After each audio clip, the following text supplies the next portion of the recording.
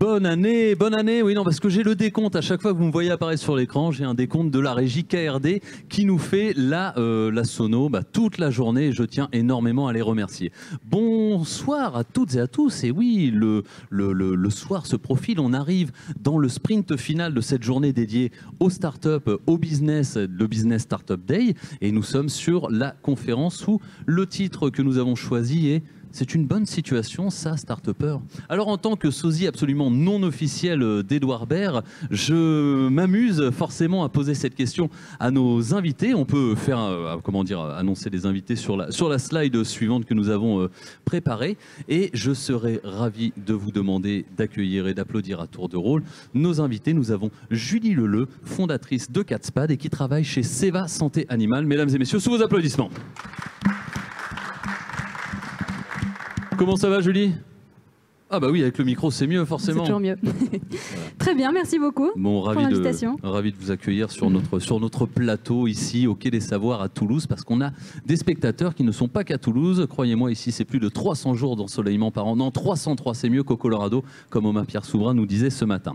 À ma gauche, nous avons monsieur Christian Beck, fondateur de Syntonie, et également fondateur de Whisky 12. Sous vos applaudissements, bien entendu. Bonjour, Christian. Bonjour. Comment allez-vous, Christian? Très bien. On est prêt à parler de bonne ou mauvaise situation?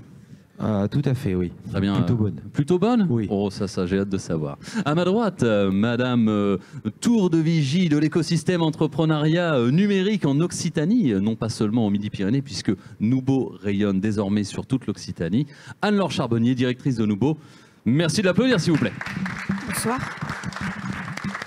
Est-ce que votre micro marche, Anne-Laure? Pas sûr. Ah oui, non, il marche bien. Évidemment, Bonsoir. Les bonnes conditions sanitaires et pour bien vous entendre, un pouce de la bouche. Et enfin, last but not least, nous avons à notre droite, il nous vient non pas de Corse, non pas de Normandie, enfin un peu partout sur la planète, c'est le souverain numérique, fondateur de Quant et aussi le PDG d'Alternative. Mesdames et messieurs, Éric Léandré, s'il vous plaît. Merci. Ça va, Eric? Oui, très bien. Alors, comme je vous disais, cette table ronde, c'est un petit peu comme l'apéro. Dès qu'on la commence, les gens arrivent. Et sans plus tarder, je vais vous poser la question de gauche à droite, peut-être en finissant par toi, Anne-Laure, comme tu me le disais juste après. Julie Leleu, c'est une bonne situation, ça, start-upper? Très bonne question. Qu'est-ce qu'une bonne situation? Alors, on peut, c'est philosophique, vous êtes sur France Inter, sur Boomerang, une bonne situation financière, une bonne situation morale, mentale. Quel est l'état de l'art, vous qui avez entrepris avec Catspad et qui êtes revenu sur le chemin du salariat? C'est assez peu commun pour une start-upeuse. Ça arrive de temps en temps, effectivement. Je dirais que ça dépend, enfin, quand on est start-upper, ça dépend des jours. Ça dépend des up and down qu'on vit. L'intérêt, c'est qu'on vit énormément de choses et on apprend énormément de choses et on acquiert énormément de compétences, etc. Donc, quand on sort d'une start-up, d'une aventure start-up, qu'on relance une nouvelle start-up ou qu'on aille dans le salariat ou même dans la fonction publique, etc., on a effectivement toutes ces billes de côté qui sont hyper intéressantes. Et donc, à ce titre, c'est une bonne situation. Alors, tu parlais des hauts et des bas, ça dépend des jours bien, des jours moins bien. Qu'est-ce qui va faire le moins bien du côté des starters, qui va faire qu'on se dit c'est vraiment pas le choix que j'aurais dû faire? Et à l'inverse, qu'est-ce qui t'a fait te dire que finalement ça vaut le coup de se lancer dans l'aventure? Je dirais la météo. Non, en fait, on vit tellement de choses, on vit beaucoup de réussites et c'est l'objectif d'une start-up parce que sinon on arrête vite. On vit aussi quand même beaucoup de galères parce que pour arriver à ces réussites, il y a quand même vachement de galères. et c'est dans tout et c'est aussi bien sur du développement de produits que sur du financement, que du commercial, que du recrutement, enfin tout sujet qui, aussi riche soit-il, est source de réussite comme d'emmerde. Voilà. Et du coup, avec Catspad, vous avez eu une croissance très très florissante à l'occasion du Consumer Electronics Show de Las Vegas. Vous nous rappellerez en quelle année, qui vous a permis de booster énormément en fait votre développement produit, on va dire plutôt un up. Et c'est après que les galères ont commencé et que ça a dû être un peu compliqué. Est-ce que vous pouvez nous expliquer un petit peu cette histoire de Catspad, quels ont été les hauts et les bas justement? Oui, effectivement. Donc, on a démarré. L'objectif, c'était de pouvoir tester en fait notre concept. Donc, le concept, c'était des produits autour des objets connectés pour animaux, grand public. Et donc, le produit qu'on avait conçu et qu'on a présenté au CES de Las Vegas plusieurs années consécutives, c'était un distributeur de croquettes et d'eau pour les chats qui est connecté au smartphone et qui permet de s'occuper de son animal à distance et de prendre soin de sa santé au quotidien. Et par exemple, quand on est au Consumer Electronics Show de Las Vegas et qu'on veut s'occuper du chat à distance, c'est possible. Donc voilà, ça nous a permis d'y aller plusieurs années consécutives. Et donc effectivement, l'objectif pour nous, avant de commencer, enfin avant d'entamer vraiment et de dépenser de l'argent dans le développement technique, l'objectif c'était de pouvoir tester en fait le concept. Et donc on a lancé en parallèle du CES une campagne de crowdfunding sur Kickstarter, qui nous a permis en fait de pouvoir tester le concept, les retours consommateurs, voilà ce qu'ils en pensaient, puis avoir un petit peu d'argent pour développer. Accessoirement, ça peut toujours être utile, parce que ça nous a quand même coûté 1,5 million de développer le produit. Et donc voilà, l'avantage d'être à Las Vegas, c'est qu'il y avait énormément de journalistes qui venaient sur le stand, qui parlaient de Catspad, qui présentaient cette innovation, etc. Et donc voilà, l'idée c'était de pouvoir tester le concept, et c'est la partie, j'ai envie de dire, la plus simple, la plus visible. Et ensuite, on a commencé le développement technique et là, on est rentré dans le développement hardware d'un produit complexe dans le monde, enfin à travers le monde, puisque la majorité est produite en Chine. Donc voilà, là, on est rentré dans des galères un peu plus terrain, on va dire, un peu plus matériel. Et la réalité, du coup, a pris le dessus. Après l'euphorie un petit peu de cette levée de fonds via le crowdfunding, c'est là où les galères ont commencé, qui a fait que c'est peut-être une situation morale un petit peu plus compliquée à ce moment-là, quand on crée. Oui, parce que toute cette communication qu'on avait réussi à faire au début, tous les retours consommateurs qu'on avait pu avoir et tous les gens qui nous ont fait confiance en amont et qui ont acheté le produit alors qu'il n'existait pas, et ce à travers le monde, il a fallu les maintenir en fait. Il a fallu continuer à communiquer alors que tous les 6 mois on annonçait qu'il y avait des retards de production, qu'on avait encore eu des problèmes, que l'usine, il y avait eu un incendie, que le chef d'usine avait malheureusement perdu la vie dans son emploi, qu'ensuite on avait eu une tempête au moment de la logistique pour rapatrier les produits en France, puis ensuite on était bloqué en douane, etc. Enfin bon, voilà, toutes les péripéties de la logistique et de la production. Et donc voilà, on a décidé au fil de l'eau en fait d'annoncer régulièrement, de tenir au courant ce qu'on appelle les backers, donc les gens qui ont acheté en précommande. Et c'était 3 ans de communication de crise. Normalement, la communication de crise, ça ne dure pas 3 ans. Mais on avait une super équipe qui a permis de faire ça et qui a tenu au courant nos backers et c'était top quand même. Enfin, voilà, on avait quand même des retours super intéressants, les gens nous soutenaient. Alors bien sûr, certains, on avait ras-le-bol et puis juste on demandait le remboursement, on les a remboursés et puis voilà. Mais bon, il y avait quand même du travail de communication de crise à maintenir pendant 3 ans qui était pas une mince affaire, quoi. C'est pas juste de la com produit classique, quoi. C'est l'équipe aussi qui fait tenir dans ces durs moments, les moments où c'est pas du tout une bonne situation d'être start-upper. Ah oui, on n'en serait pas arrivé là si on n'avait pas eu notre équipe autour de nous, non seulement parce qu'on n'était pas compétents sur tout, mais aussi parce que on avait besoin de gens pour nous entourer, pour nous aider et puis pour nous soutenir. Enfin voilà, c'est aussi des super moments qu'on a passés ensemble. Là, quand j'ai repris un petit peu après avoir vendu la boîte tout l'historique, en fait, toutes les photos, etc. qu'on avait pu avoir, je me rends compte que c'est quand même des super moments qu'on a passés à travers le monde avec notre équipe et qui a été fidèle et voilà, c'était très très sympa, c'est une aventure humaine avant tout, quoi. Et du coup, la fin de l'aventure Catspad a commencé avec le début de l'histoire de Seva Santé Animale. Et donc, tu es passé de start-upeuse à salariée. Alors, on connaît aussi souvent certains passent de salariés et grâce à Pôle emploi Venture, comme disait Anne-Laure juste en préparation, peuvent lancer leur entreprise. Toi, du coup, qu'est-ce qui a été le déclic de se dire, je vais revenir dans le travail dit normal ?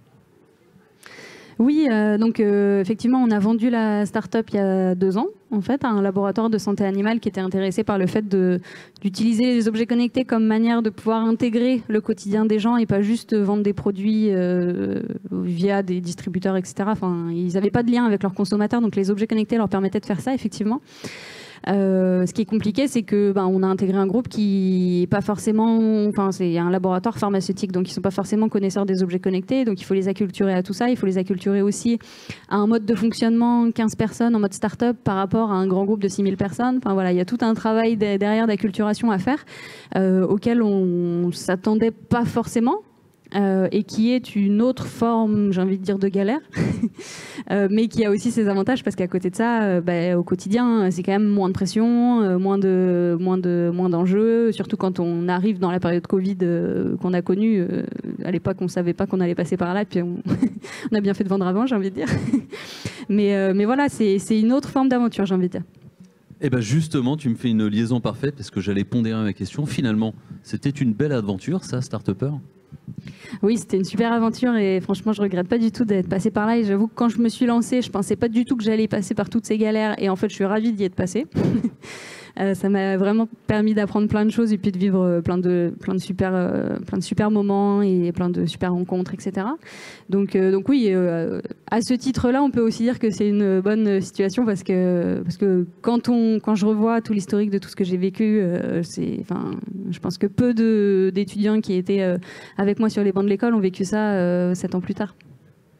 Excellent, merci beaucoup pour ce storytelling très condensé de cette belle aventure. On pourrait dire l'Odyssée de Catspad. J'ai envie de vraiment poser la question du coup à ton protagoniste juste à ta droite, à ma gauche, Christian Beck.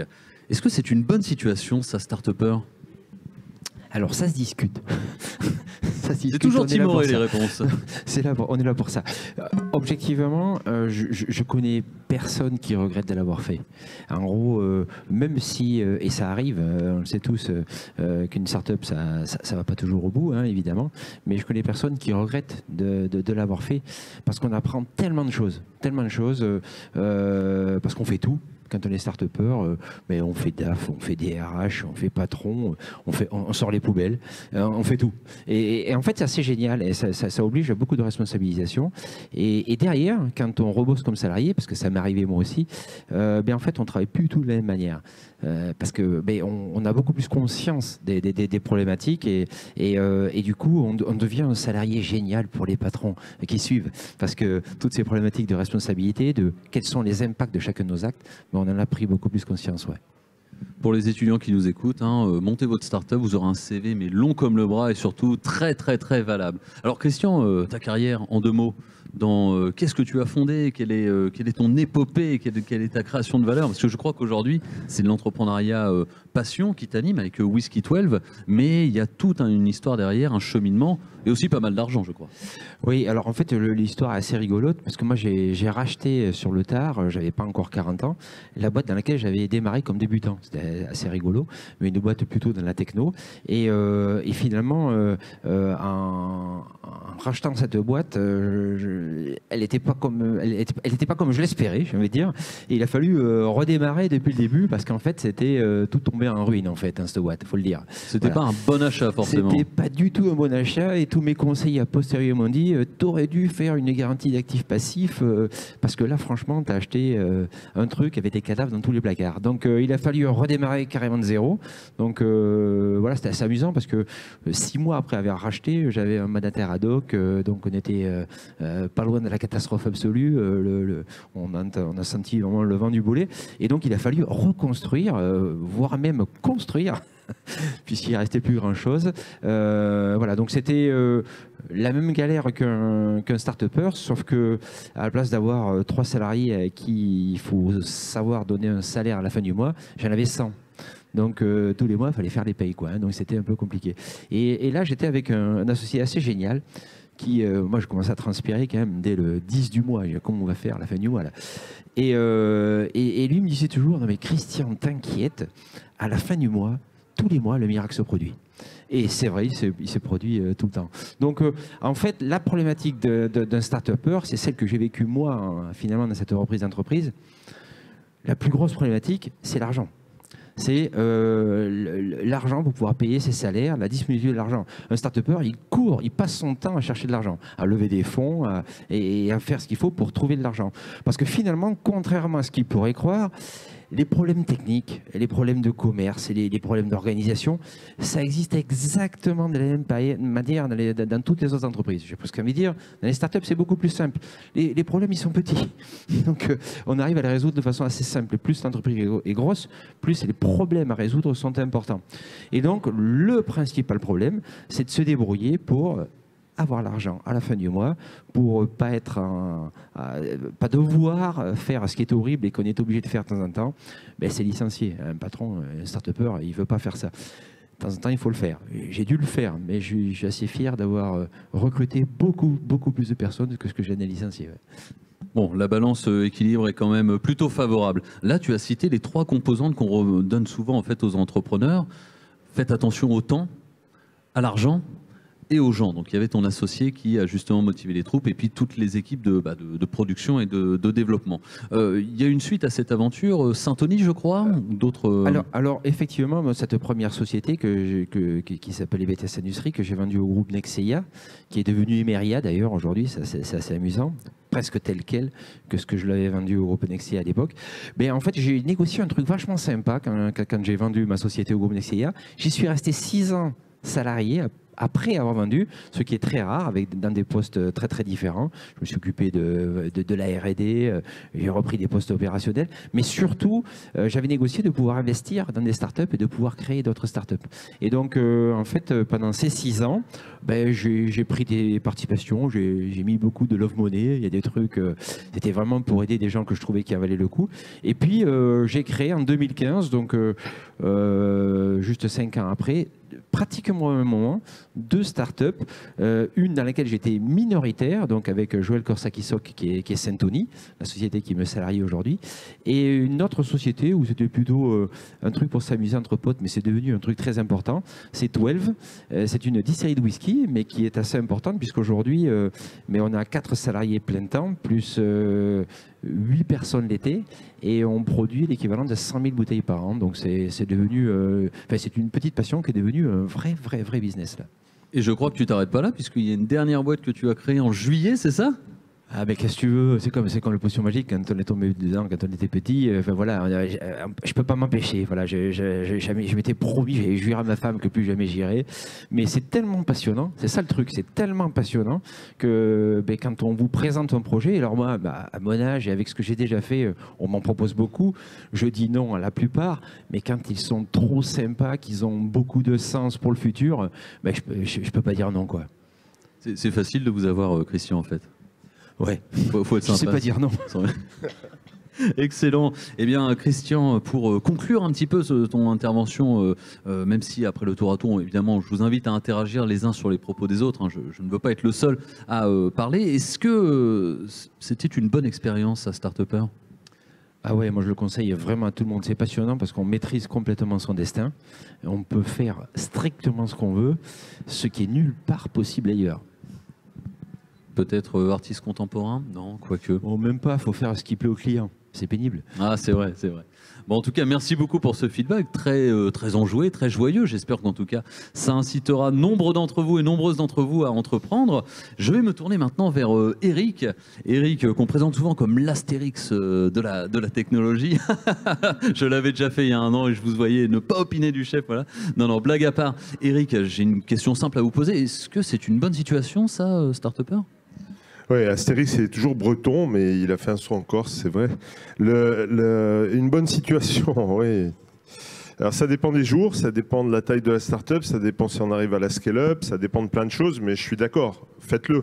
Dans tous les cas, de toute façon, c'est le chemin qui compte. Donc, il ne faut surtout pas se poser de questions. La question, c'est ce que vous avez au fond de vous, ce que vous avez vraiment envie de faire. Si vous faites start-upper sans aucune idée, sans aucun sens et pour rien, juste parce que c'est la mode et que vous sortez d'HEC et que vous savez faire des PowerPoint, bon, je vous conseille plutôt de trouver des gens qui ont vraiment envie de faire quelque chose et d'aller avec eux et de faire avancer les choses. Mais sinon, oui, si vous avez vraiment envie de quelque chose, si vous avez envie de déplacer des montagnes pour quelque chose, alors oui, ça a du sens. Oui, ça en a beaucoup. Et est-ce que c'est une bonne situation ? Tout le monde l'a dit, ça dépend vraiment des jours.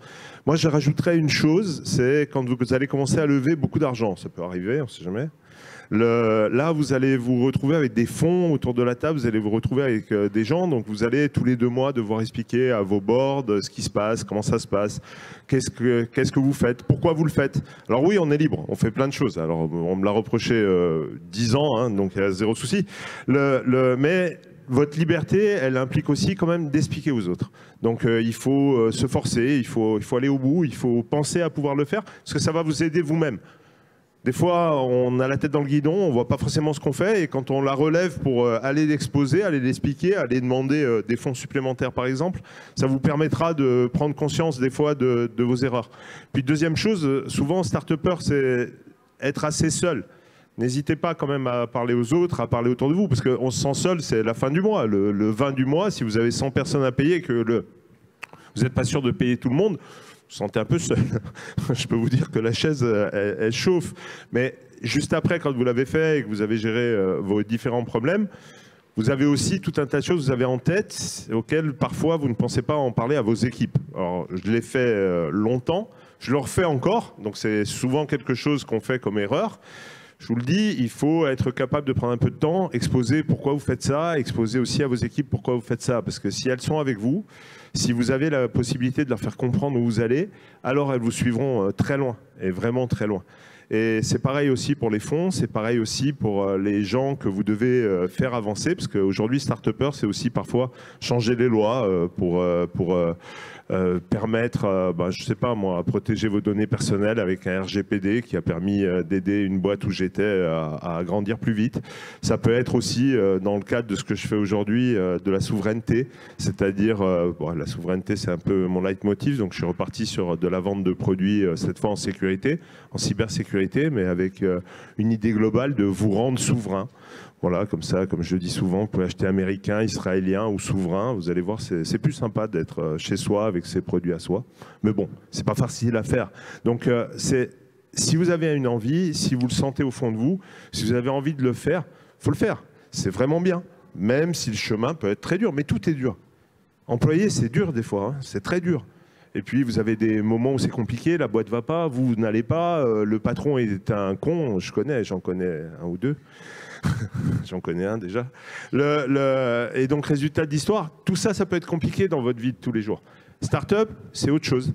C'est autre chose. C'est pas la reproduction d'une petite société ou d'une société normale. C'est vraiment tout à la fois. Tout à l'heure, l'histoire de sortir les poubelles, c'est ça. C'est à un moment, vous allez voir des problèmes que vous voyez, que les autres ne voient pas, et pourtant, ils devraient les corriger tous les jours. Et c'est ce genre de choses qu'il faut être capable d'amener. Voilà, donc oui, ça donne des choses assez incroyables. Moi, j'ai eu beaucoup de chance, malgré beaucoup de complications. Vous pouvez terminer à la table avec des présidents de ce monde, terminer à l'ONU en train d'exposer votre conception sur la vie privée. Vous pouvez, là je rentre du Tchad, je repars dans quelques jours au Panama. Vous pouvez vous balader sur la planète entière, proposer des choses absolument nouvelles en tout cas auxquelles vous croyez, à des gens que vous ne verriez pas tous les jours. Vous avez des partenaires et des possibilités qui sont infinis si vous avez les bonnes idées et les bons produits, que ce soit au CES de Las Vegas où c'est absolument fou et drôle, mais en même temps 3 ans pour sortir le produit, ça c'est ni fou ni drôle, ou que ce soit au fin fond de l'Afrique ou tout simplement à Bruxelles ou tout simplement à Paris ou à Barcelone où on a mis des bureaux. Donc il faut penser à ça, mais moi ce que je crois, c'est qu'il faut que ça soit quelque chose à l'intérieur de vous qui vous donne envie de faire pour une vraie raison. Si vous le faites juste parce que vous êtes bon en PowerPoint et que vous vous dites c'est la mode, bah, peut-être que certains vont vous donner 100 000, moi pas trop. Mais j'aime bien investir aussi pas mal. Et vous parliez justement de diriger, manager, d'avoir une vision, parce que diriger, hein, étymologiquement, c'est aussi donner la direction. L'importance de la vision, notamment chez Alternative, c'est quelque chose qui est moteur de la création de cette seconde société. Enfin, je dis seconde, il y a dû y avoir d'autres choses avant Quant, oui. Mais le moteur, la motivation d'Alternative, justement, c'est quoi la vision ? Bon, bah, si on veut parler galère, j'ai ouvert Alternative 3 jours avant qu'on annonce le premier confinement, donc c'était parfait. Et donc j'ai dû acheter les ordinateurs, j'avais déjà des employés que j'ai récupérés d'une partie de mon ancienne boîte. Et donc j'avais des employés, des ordinateurs et un confinement, donc c'était parfait. Donc on a passé 2 mois autour du confinement à s'inventer comment travailler là-dedans.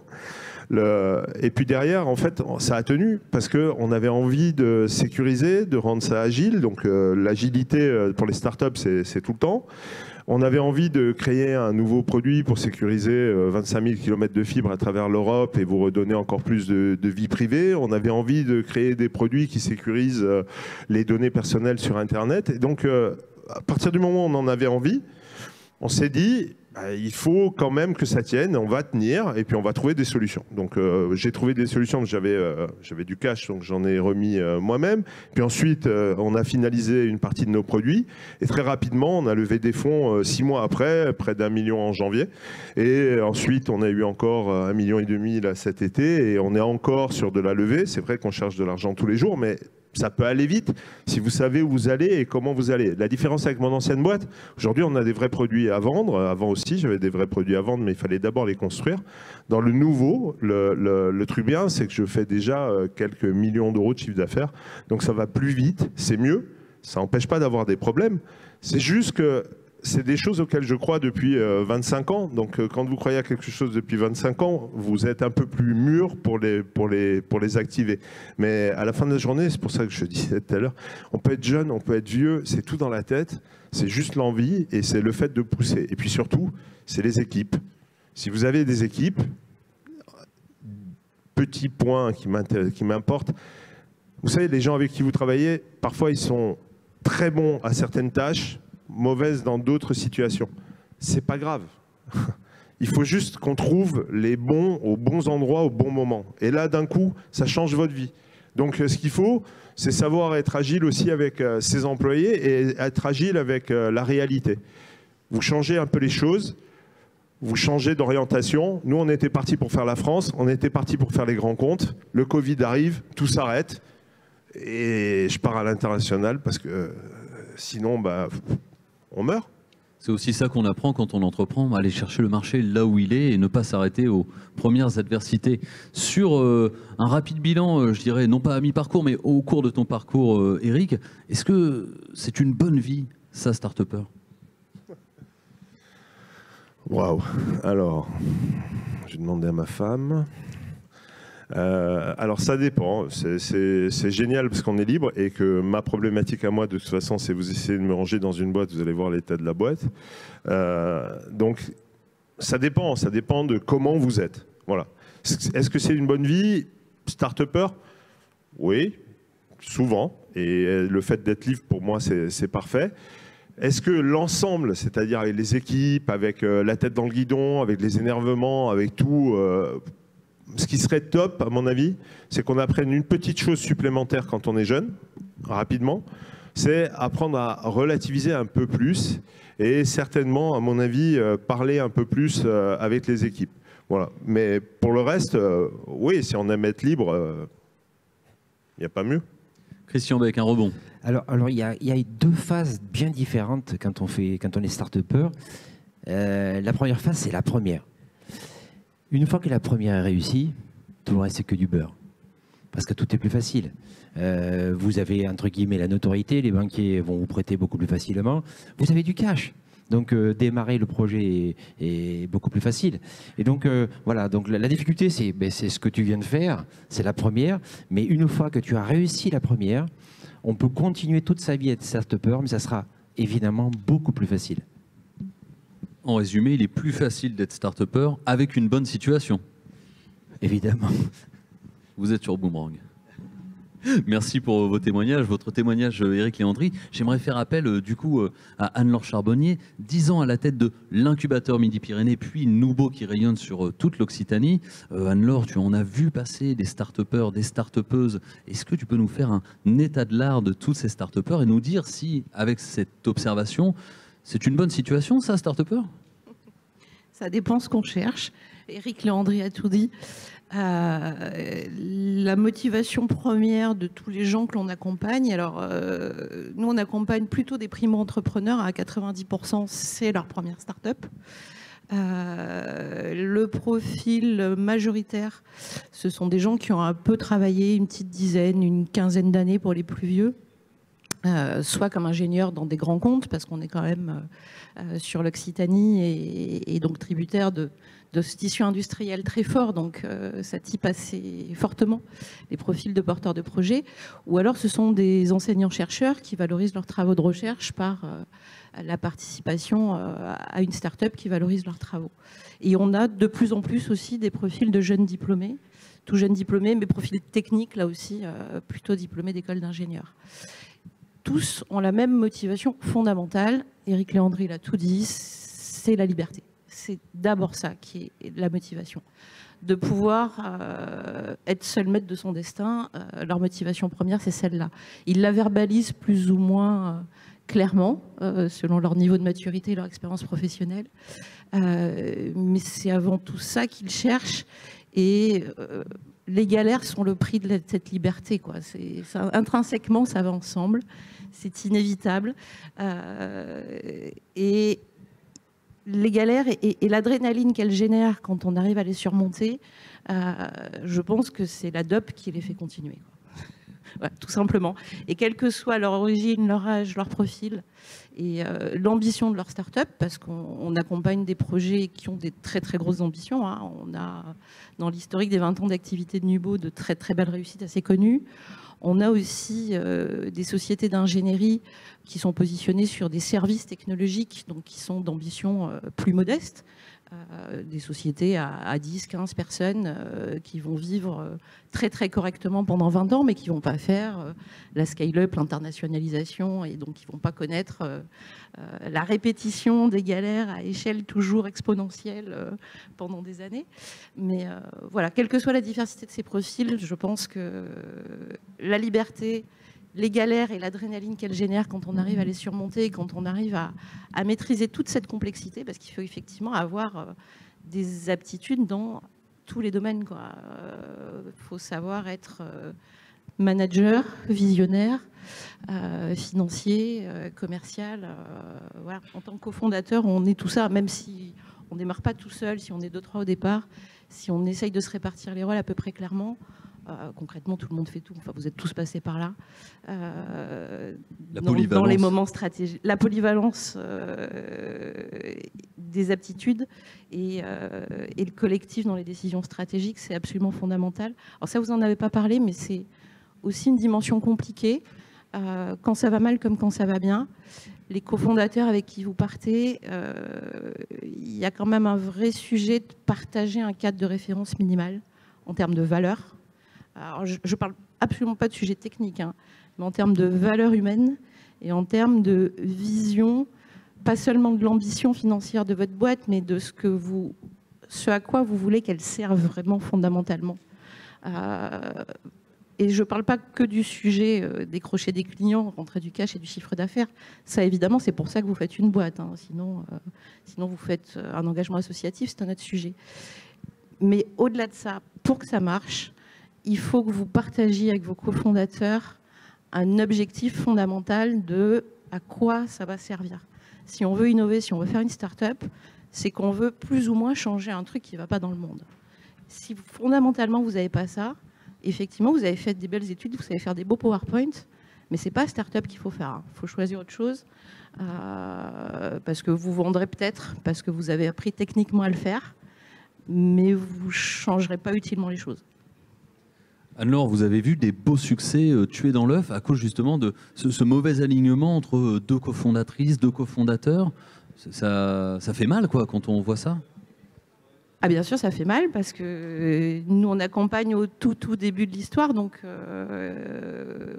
au-delà du support technique que l'on peut faire, il y a un lien affectif assez fort avec beaucoup des porteurs de projets. Les raisons d'échec, alors chez Nubo, on prend les projets très très précocement, hein. On est vraiment au stade incubation pour la première étape. Donc quand on sélectionne les projets, on a une hypothèse plus ou moins confuse de business model, mais c'est vraiment qu'une hypothèse voilà, assez confuse, assez fantasmée, et la réalité va être plus ou moins près ou plus ou moins loin de ça quand on va commencer l'exécution. Et puis, voilà, on a 2-3 cofondateurs qui ont très peu de moyens financiers. Par contre, on a à 95% des gens qui ont déjà un vrai savoir-faire technologique et donc qui savent exécuter en mode débrouille les premières étapes du développement technique de leur solution. Et ce qui va pêcher dans les cas d'échec, c'est toujours l'humain. C'est parce que, et alors, pour deux raisons. Soit l'humain parce qu'on ne partage pas le même cadre de valeur et qu'on n'a pas la même ambition et la même volonté et la même vision de la boîte.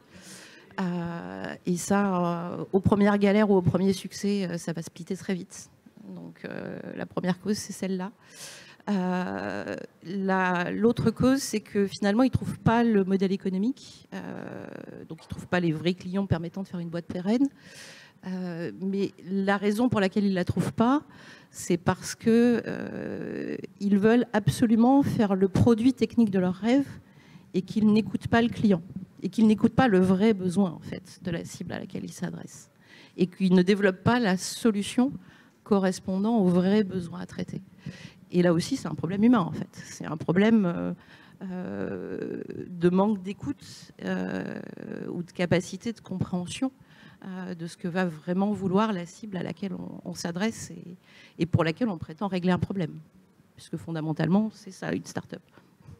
Comme Christian disait, les problématiques techniques peuvent être surmontées, les problématiques humaines un peu plus compliquées. Alors, je vais m'adresser à nos 3 start-upers, les associés, vos compagnons de galère pour les 3 ans de Catspad. Et j'aimerais bien avoir ton avis, Julie, sur l'adrénaline. Est-ce que c'était une drogue, justement, dans ces 3 années de galère qui aide à tenir le coup? Et comment ça se passait aussi, le deal, ce mariage avec peut-être tes associés ou tes premiers salariés? Je vais essayer de ne pas dire de bêtises parce qu'il y a mon ancien associé dans la salle. Moi, ce que j'ai remarqué, c'est que sur ce sujet de l'adrénaline, on ne fonctionnait pas forcément de la même manière. C'est-à-dire que moi, j'étais plus productive pendant que c'était le rush. Et c'est ce qui me motivait le plus. Et je pense que Brice, lui, c'était plus quand on avait réussi, ensuite qu'on avait les acquis, qu'on avait les financements, etc. Là, c'était le coup de bourre pour lui. Pour essayer, voilà, de ces acquis, ces ressources qu'on a eues, de les utiliser le mieux possible. Donc ça, c'était, je pense, intéressant pour nous au quotidien, parce que du coup, on se complétait vraiment sur l'aspect émotionnel, on va dire, dans la structure. Et donc, voilà, ça, je pense que c'est important de le concevoir aussi quand on crée une boîte avec quelqu'un. Il n'y a pas seulement le côté je partage voilà, une vision, je partage un concept, etc., ce qui est évidemment indispensable, mais il y a aussi comment je gère, comment je me gère, comment je gère la relation avec mon associé, et c'est pas toujours simple, et effectivement il y a plein de boîtes qui meurent à cause de ça, alors qu'ils partagent les mêmes valeurs, juste parce qu'ils fonctionnent pas de la même manière émotionnellement, et du coup ça peut créer vraiment des conflits importants, et s'ils sont répétés, malheureusement parfois ça se finit pas toujours très bien. Nous c'était pas le cas, même si on a galéré, on a eu plein de conflits évidemment, comme beaucoup de start-upers, mais voilà, on a réussi effectivement à quand même malgré tout bien s'entendre et créer une vraie complémentarité aussi dans les réussites et dans les galères, et je pense que ça c'est important quand une équipe se monte de prendre ça en considération. On dit souvent que créer sa start-up, s'associer pour créer sa start-up, c'est comme un mariage, sauf qu'on n'a pas le droit de divorcer, ou alors c'est très compliqué. Christian, toi qui te maries avec plein de monde, toi qui es polygame de la start-up, comment ça se passe avec tous tes amants? Non, ou amantes, ça ne me regarde. Très bien. Alors, franchement, c'est dans ma première aventure, moi je ne me suis jamais engueulé avec mes associés. Jamais. Pourquoi ? Parce que alors c'est vrai que dans une boîte, déjà pour commencer, il y a un patron, il n'y en a qu'un, il n'y en a pas 36, il n'y en a qu'un, et s'il n'y en a pas un, c'est le bordel et c'est le début de la fin. Donc il faut qu'il n'y en ait qu'un, et si c'est moi, je fais ce qu'il faut pour convaincre les autres, et c'est du coup... Il n'y a pas de conflit, il n'y a jamais de conflit. Et si je ne suis pas le boss, et ce n'est pas moi qui suis le boss, parce que je suis minoritaire, et ça arrive dans certaines des startups dans lesquelles je participe, mais là c'est très différent. Je me mets volontairement en retrait. C'est-à-dire qu'en gros, c'est pas moi le boss. C'est pas moi le boss, donc j'aide le boss, mais quoi qu'il arrive, c'est le boss. Donc, et si on reste vraiment, si on est clair dans sa tête avec ça, il n'y a pas de conflit. Et s'il n'y a pas de conflit, il n'y a pas de problème. Donc les conflits, moi j'ai vu la plupart des startups que j'ai vu exploser, c'est à cause de conflits entre personnes, toujours. Alors ça c'est intéressant parce qu'il n'y a pas d'avis tranché, j'entends le conseil d'avoir vraiment un patron, un décisionnaire, et puis voilà, sinon c'est ingérable. J'aimerais bien avoir vos avis. Des fois on dit c'est bien d'avoir 2 têtes pensantes à 50-50 ou veiller à un déséquilibre sur 40-60 en répartition de parts. Quels sont vos avis, préconisations, J'entends par là qu'il n'y a pas de réponses clés en main. J'aimerais bien avoir vos avis. Peut-être Eric, je ne sais pas, quel est votre avis là-dessus? Un patron, c'est bien. Un patron, oui, Voilà. un décisionnaire qui Maintenant, capitaine des de conseils navire. d'administration, des gens pour vous donner des guides, discuter avec vos associés, aucun problème. Je vais juste revenir sur un point de tout à l'heure, on est complètement d'accord. Quand à un moment l'éthique n'est pas la même ou quand les valeurs ne sont pas les mêmes, on peut avoir pas mal d'is no good et ça peut aller très très loin. Un jour on en parle. La seule chose que je peux vous dire, c'est à un moment, dans une start-up, vous avez les gens qui ont la vision, et qu'ils soient un ou deux, à la fin de l'histoire, c'est la même chose, c'est une tête pensante. Les histoires de 50-50, la seule chose que ça va vous donner, c'est qu'à un moment, quand vous ne serez pas d'accord, il ne se passera plus rien. Votre boîte sera stoppée.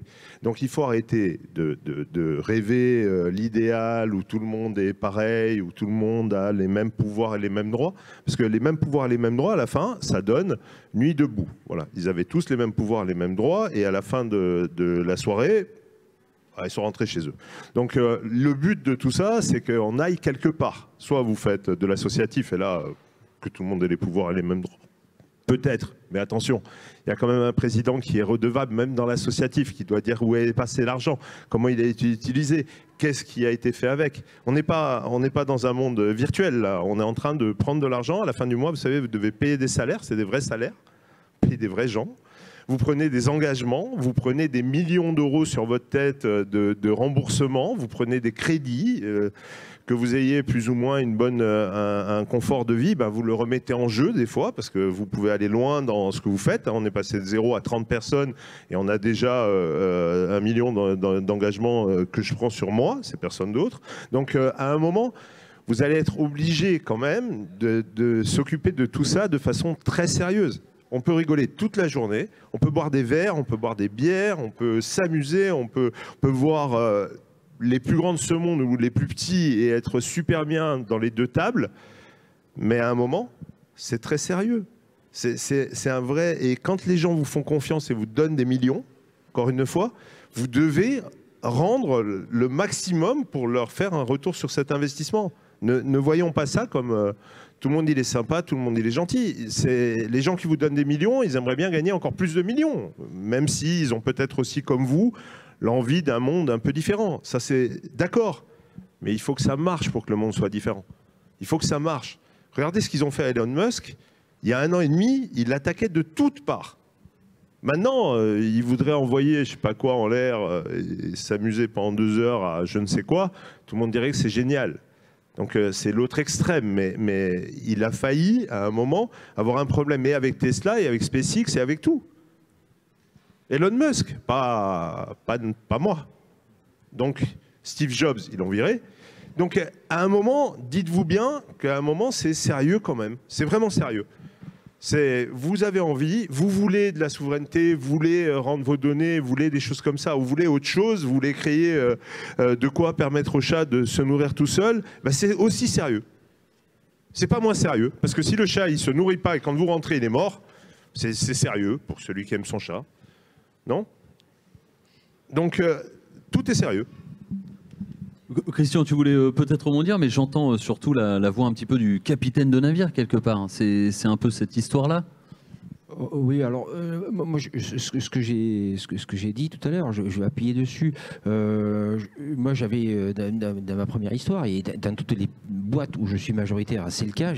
Pour pas être emmerdé, j'avais pris 67% de départ. J'avais interdit toute minorité de blocage. J'étais vachement mal dans le truc. C'était ma première boîte et je transpirais. Et je conseille à tous les start-upers de prendre. Qu'il y en ait un qui prenne 51%, on s'en fout. Quand j'ai créé mon whisky, on était 12. J'ai dit bon, mais il faut qu'il y ait un patron. C'est qui vous voulez, c'est pas forcément moi, mais il faut qu'il y en ait un. Et moi, je suivrai celui qui sera patron. Il n'y a pas de problème, je n'ai pas de velléité volontairement. Bon, ils ont tous voulu que ce soit moi. Bon, c'est moi, ok. Mais ce n'était pas obligatoire. Mais ce que je veux dire par là, c'est que chaque fois que j'ai ce rôle de décideur, vraiment de décideur, il ne m'est jamais arrivé, je crois, une seule fois, et mes associés pourraient le dire, où j'ai pris une décision contre les autres. C'est-à-dire que le fait que j'ai le droit de la prendre, cette décision, contre tous les autres, et de décider moi tout seul que je peux prendre cette décision, fait que les autres sont obligés de discuter. Et moi, je suis suffisamment ouvert pour réussir à trouver un point d'accord avec tout le monde. Je peux utiliser l'arme atomique, je l'ai dans la poche, mais c'est parce que je l'ai que je ne l'ai jamais utilisé. Écoutez, on arrive déjà à la fin de cette table ronde et le temps nous manque, pourtant le sujet est vraiment très intéressant. J'espère que toutes et tous, vous pourrez rester peut-être à disposition lors de la soirée Tech Transition qui va suivre juste après ce qui va suivre ici, l'Occitanie Startup Partner. Juste pour conclure, je vais vous demander de ne répondre que par oui, par non ou peut-être, mais là ce serait vraiment pas du jeu. Finalement, c'est une bonne situation ça, Start-upper, Julie? Oui. C'est un petit oui. Oui. Ah, quand même, Christian, c'est une bonne situation, ça, Yes. Start-upper. Yes, à l'américaine. Eric, c'est une bonne situation, ça, Start-upper? Oui, allez-y. Ah, super. Et Anne-Laure, c'est Et un bon bon courage. écosystème pour les startups, ça? Oui, il Bon. faut y aller. Eh bien, bienvenue en Occitanie. Merci à toutes et tous. Vous pouvez applaudir nos intervenants. C'était la table ronde de conclusion de ce Business Startup Day. On vous garde avec nous absolument en ligne ou dans le public pour l'Occitanie Startup Partner, tout l'écosystème en mapping in real life, désolé pour l'accent français, qui va pitcher devant vous toutes et tous, suivi de l'apéro Tech Transition qui se passera dans le hall avec l'émission de radio Ça marchera jamais, une émission dédiée aux startups et aux jeunes entrepreneurs en direct live du buffet évidemment. Très bonne soirée à toutes et à tous, restez en ligne, restez sur place et lancez-vous.